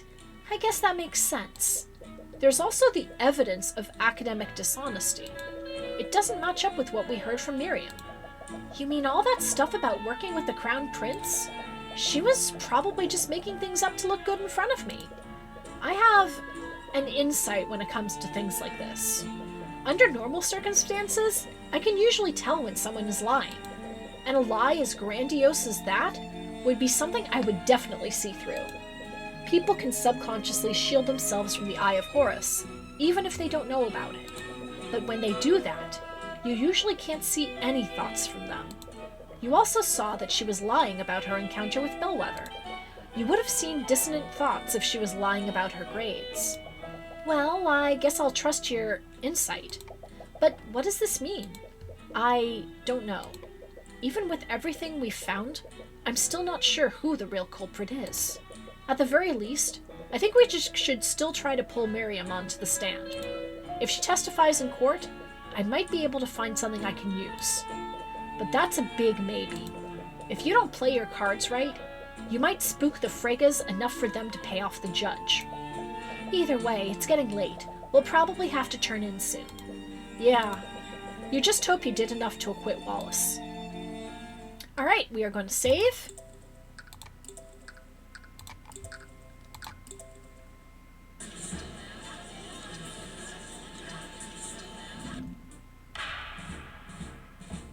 Court is now resumed for the trial of Wallace Nightgrave.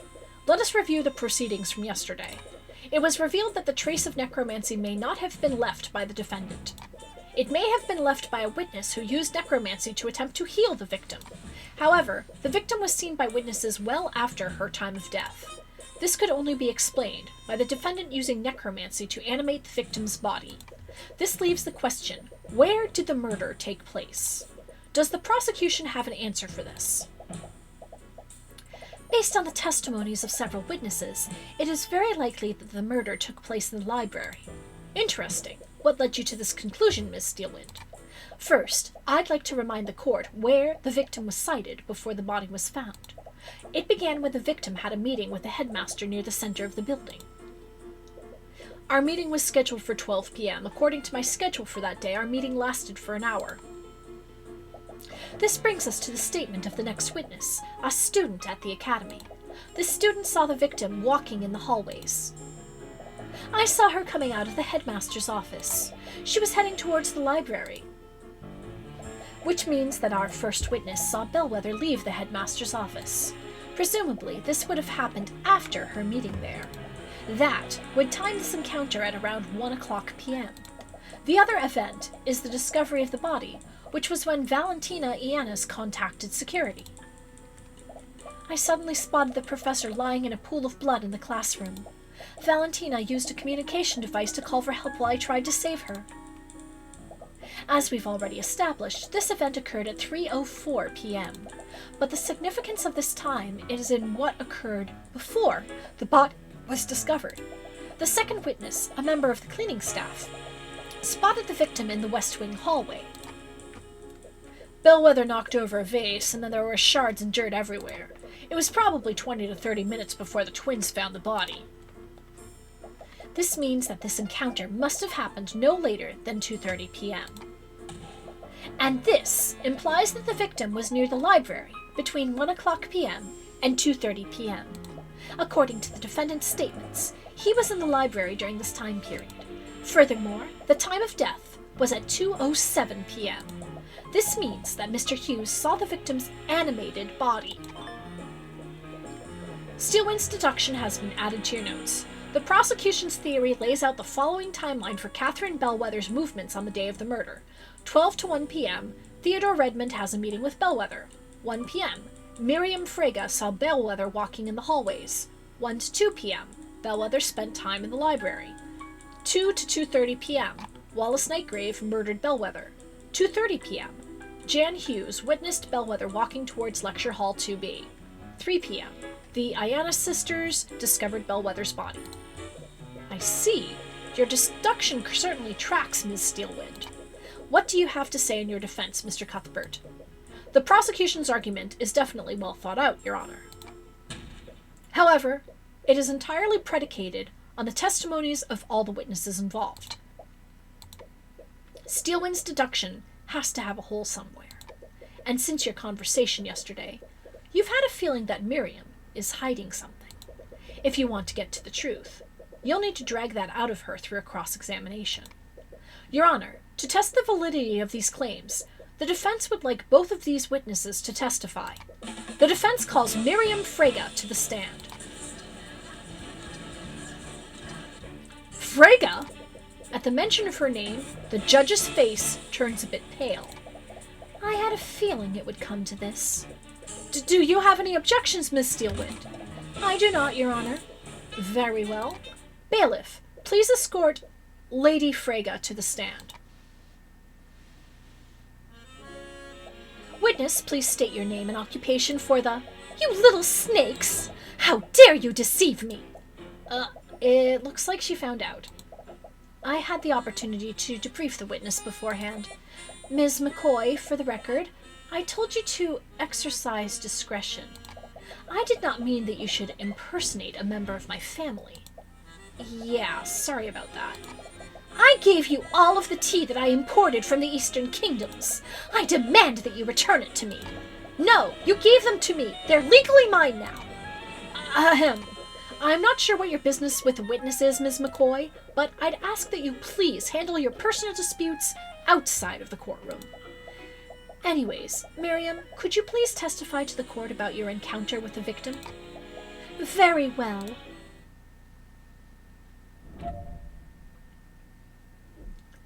I was working on a research project in my dorm room when I decided to take a break. I left my room and went on a walk. That's when I saw Professor Bellwether exiting the headmaster's office. She was walking in my direction, so I greeted her and she responded in kind. After that, she headed towards the library. A short time after that, I went back to my room and continued my work. I see, so it was only a brief encounter. However brief it was, the witness's testimony verifies two things. One is that Ms. Freyga saw the professor exiting the headmaster's office. The other is that she witnessed the victim head towards the library. This gives us a rough timeline of where the victim was before her death. That does seem consistent. Did Bellwether really enter the library that day? You feel like you would have seen her there if she did. Mr. Cuthbert, you may begin your cross-examination.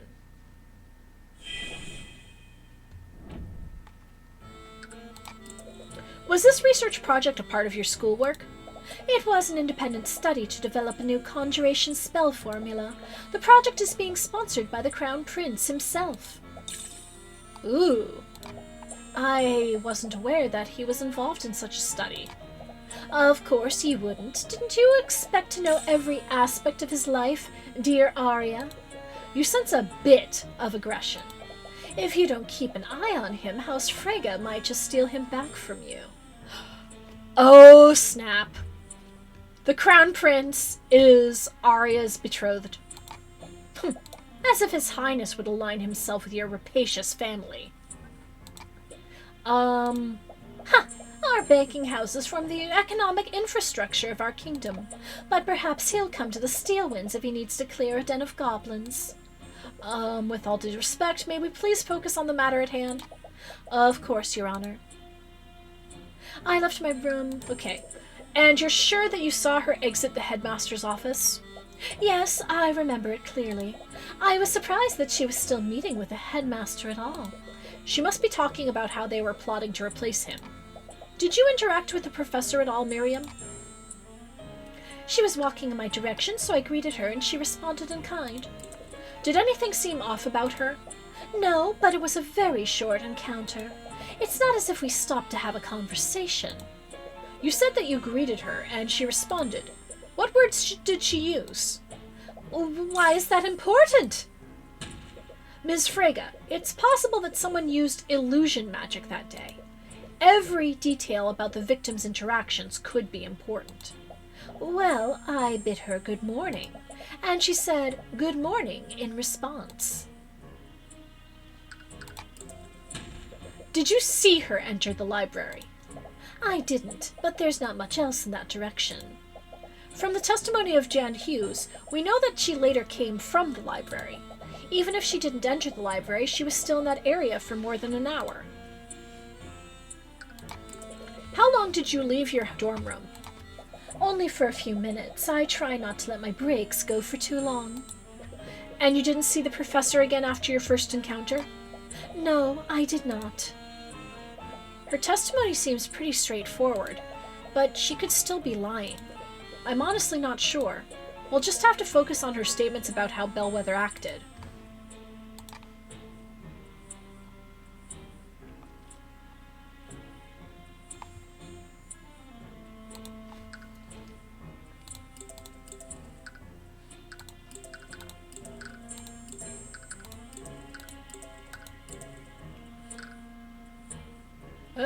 boy. Reanimates the target using life energy, creating an undead minion for the duration.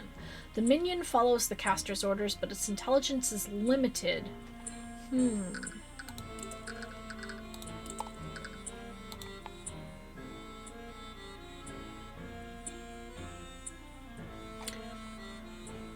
Okay, let's see.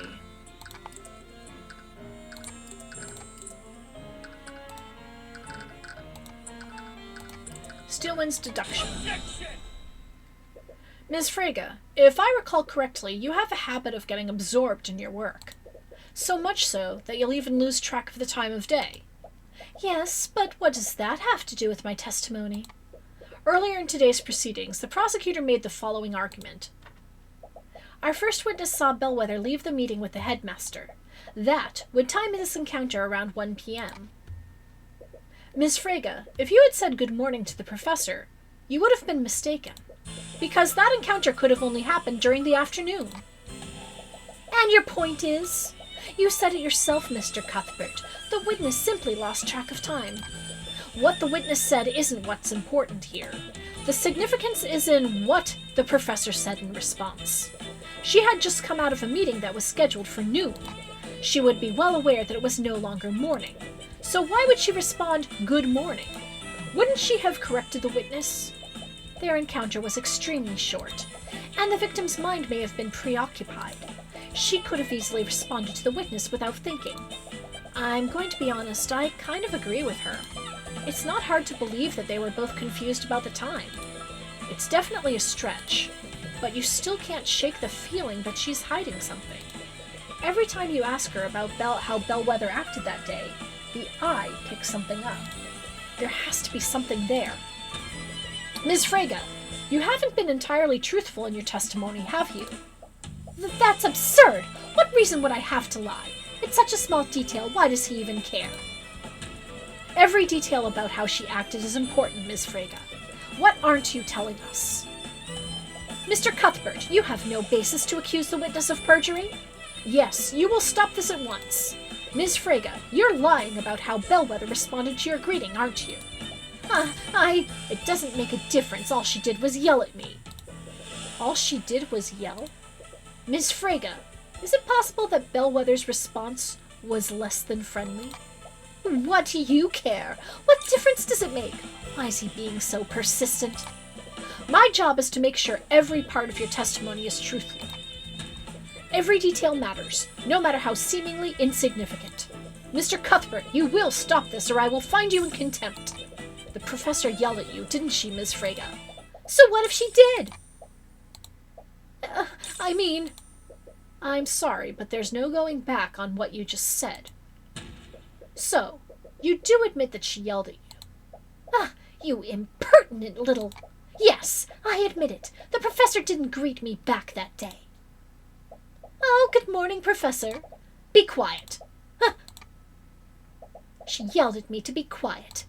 But until then, we had always been nothing but courteous with each other. I don't know what got into her that day, but something put her in a foul mood. But that's it. Everything else I said was the truth. They'll believe me, right? I did see her come out of the headmaster's office and walk towards the library. That part is true. So she wasn't lying about that. So, is that all, Mr. Cuthbert? What do you mean, is that all? You badgered this witness so you could prove what, exactly? The witness committed perjury. The witness changed a small detail of her testimony, a detail that is inconsequential to the case. It was clearly an act with no malicious intent. After seeing her thoughts, it's hard to disagree with that. You were so sure that the eye would lead you somewhere, but Frege was only lying to save face. The witness saw the victim leave the headmaster's office and head towards the library. Do you have any concrete evidence to refute that, Mr. Cuthbert? No, I suppose I don't. Wait, is this really okay? At this rate, this will be the only chance you have to cross-examine her. I don't think she's lying anymore, and I was really pushing my luck earlier. If I continue pressing her, the judge might actually charge me with contempt. But if Miriam isn't the one that's lying, then... The defense has no further questions for the witness, Ms. Steelwind. The prosecutor stays silent for a while. She almost looks disappointed. Very well. Miriam, you are dismissed. Miriam still looks like she's fuming, but she leaves the room without protest. The judge breathes a sigh of relief as the young noble is escorted out of the room. Now with that out of the way, what else do you have, Mr. Cuthbert? The only way to refute the prosecutor's theory is to cast doubt on one of the witnesses. If it wasn't Miriam, then Steelwind. To test your theory, we must question every witness that saw the victim that day. So with that said, the defense would like to call Jan Hughes to the stand. I hope you understand, Mr. Cuthbert. Your entire case rests on the assumption that one of the witness accounts is incorrect. If your cross-examination of Mr. Hughes leads nowhere, then I hope you're ready to concede. You don't like the sound of it, but she's right. Unless you can find something in Jan's testimony, you won't really have anything to dispute her theory. Bailiff, please bring in Mr. Hughes. Witness, please state your name and occupation for the courtroom. Witness! Name and occupation. Right. My name is Jan Hughes. I'm on the cleaning staff of the academy. Mr. Hughes, please testify to the court about your encounter with the professor that day. Sure.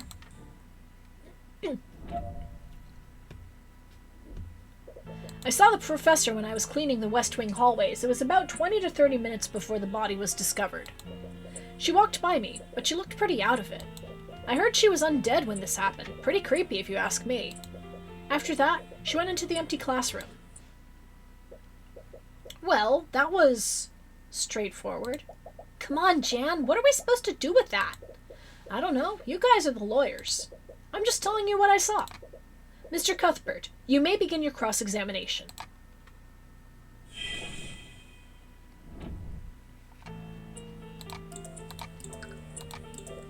I believe you've forgotten a few details about what the professor did. Yeah? Sorry, it's hard to remember these things sometimes. Which details should you ask him for? Did she make any sounds? Did you hear her make any sounds? Oh, yeah. After she knocked over the vase, she yelled at me to be quiet. But I didn't even say anything. This detail could be extremely important. Please, add it to your testimony, Mr. Hughes. Whatever you say, man.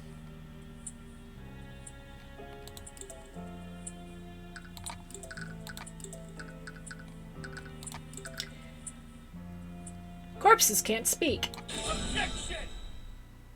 Mr. Hughes, you said that Bellwether yelled at you. What were her exact words? I think she yelled at me to be quiet. What? I thought it was weird. I didn't even say anything. But I know better than to talk back to her. That's the thing, Hughes. The prosecution's theory is as such. The professor was murdered in the library, and was reanimated using animate corpse. With a quick illusion spell, no one would notice that she was undead. However, if what you saw was truly the undead Bellwether, how did she speak to you? Huh? This doesn't make any sense! Mr. Hughes, undead can follow simple orders, but they don't have the intelligence to speak. Perhaps the witness was mistaken. No, I'm sure I heard her yell at me. I remembered because what she said didn't make any sense. Exactly. He didn't say anything, but she still yelled at him to be quiet. Wait a minute. I'm afraid I don't understand. We've already established that the victim was dead long before her encounter with Mr. Hughes. But if what he saw wasn't an undead, what was it? It had to be an undead. What other explanation is there? It couldn't have been a major illusion. Otherwise, it wouldn't have been able to shove Jan out of the way or knock over the vase.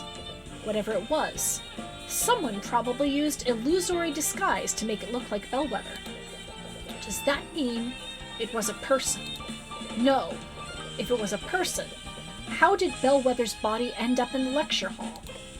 Bellwether wouldn't have been able to turn herself invisible if she was dead. And whatever Jan saw, it needs to be something that could have transported Bellwether's body unseen. It would have also needed to have a mass and the ability to speak. What created Bellwether's voice? Or, at the very least, It needs to be something that can recreate Bellwether's voice. What could have done that?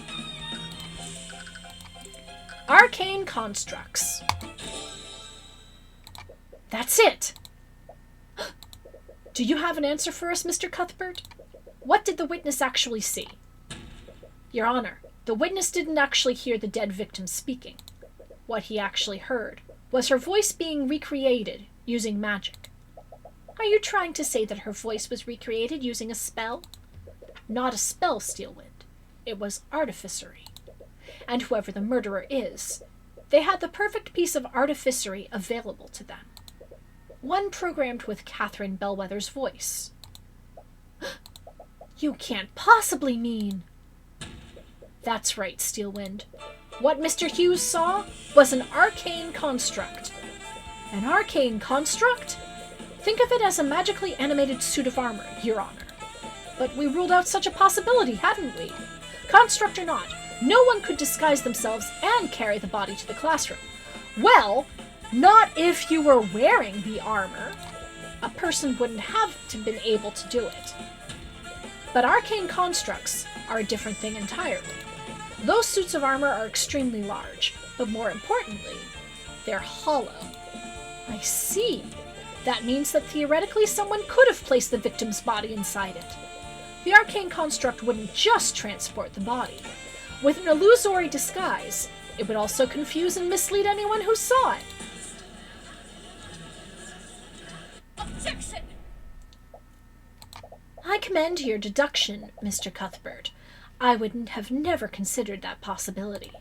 It's certainly plausible, but what does this prove exactly? It proves that the body wasn't animated using necromancy. My client isn't the murderer. The defendant is still capable of performing all of the acts that you described. His compendium contains illusory disguise, after all. There were several students in the library that day. Any of them could have committed the murder. One might come to that conclusion if they didn't have one crucial piece of evidence. I'd like to present a new piece of evidence to the court. From under her table, you see Ms. Steelwind pull out the bloody rapier. Blood? Is that? Yes, Your Honor. This is the murder weapon. She was saving that for the perfect moment, wasn't she? This rapier was reported stolen by Miriam Frege weeks before the murder. And during the investigation, it was finally found in the defendant's locker. Wait! He was clearly trying to use one of her possessions in a paltry attempt to frame her. Why, he even stole her locker's nameplate and placed it over his. Damn it, that's not what happened. But honestly, it sounds more plausible than what really took place. We're basically back to square one, aren't we? Anyone could have told the construct to do all those things. Wait, anyone? Is that really true? The construct transported the professor's body, and someone used an illusion to make it look like her. They even used a pre-recorded voice to make the illusion more convincing. Who ordered the construct to hide the body? Could anyone have done that? Ooh.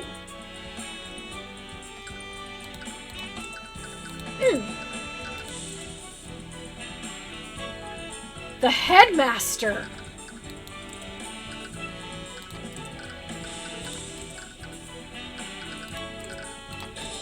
Several memories flood back to you. Mr. Hughes, you said that Bellwether yelled at you. What were her exact words? I think she yelled at me to be quiet. She yelled at me to be quiet. But until then, we always had been nothing but courteous with each other. I don't know what got into her that day, but something put her in a foul mood. Be quiet. Sorry. Be quiet. Eris begins giggling. She seems amused by what's happening. The construct's voice is just a series of pre-recorded messages. I'm not sure if you noticed, but it uses the voice of Professor Bellwether. Unfortunately, you can't make them say anything other than what's recorded. Only the headmaster can change those settings. Oh, it's that look again. No, it can't be him. What is it, Tyrion? Did you figure something out? I did. But is he seriously the one behind all of this? Ms. Steelwind, earlier you said that my client could have orchestrated this entire ruse. But that's simply not true. How so? Anyone could have ordered the construct to carry out the victim's body. Yes, but not everyone can change what the constructs are able to say. Only one individual has the credentials for that.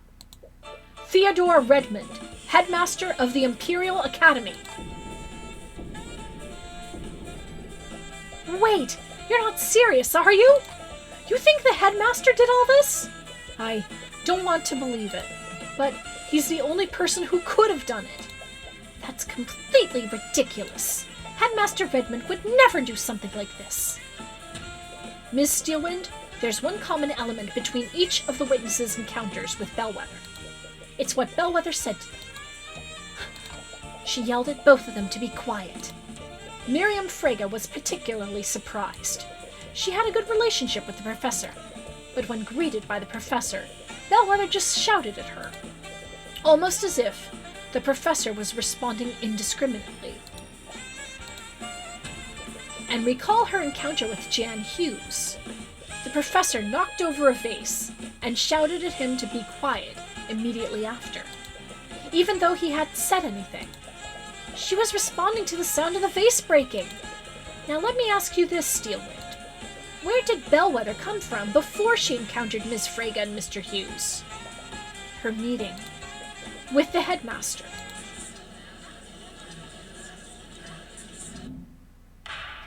Damn. It appears that the defense truly means to indict Theodore Redmond.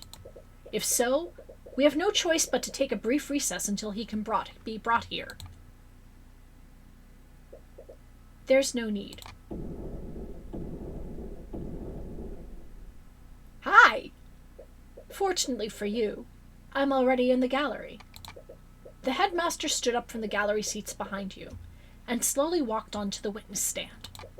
Has he been here the entire time? Now, please correct me if I'm wrong, Mr. Cuthbert, but do you think I am the one who committed this crime? I'm sorry, Redmond, but no matter how I look at it, everything I've found points to you. No, there's no need to apologize. In fact, I should commend you on the lengths that you're going to defend dear Wallace. The court appreciates your understanding, Mr. Redmond. Oh, boy. Now then, to clear the air, I suppose I should give my testimony on what happened that day.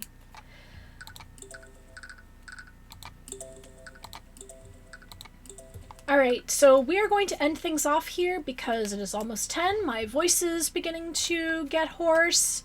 So let's see who is streaming right now so we can give them a raid.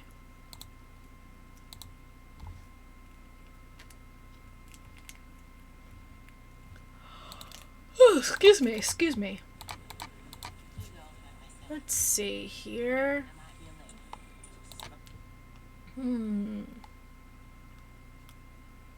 Alright, we are going to raid Shellshock Prime. He is playing Super Mario 64. Alright everybody, thank you very much for joining me. We are going to be picking up where we left off on Thursday night, the 21st. So until then, this has been Jewelry Jelly with Jessica and George Washing Machine. And until we meet again, may all of your tea times be perfect. Good night.